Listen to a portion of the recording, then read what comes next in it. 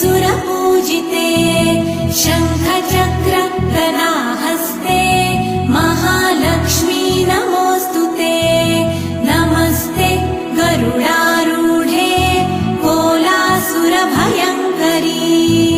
सर्वपाप हरे देवी महालक्ष्मी नमोऽस्तुते महादेव्यै च विद्महे विष्णुपत्न्यै च धीमहि तन्नो लक्ष्मी प्रचोदयात्।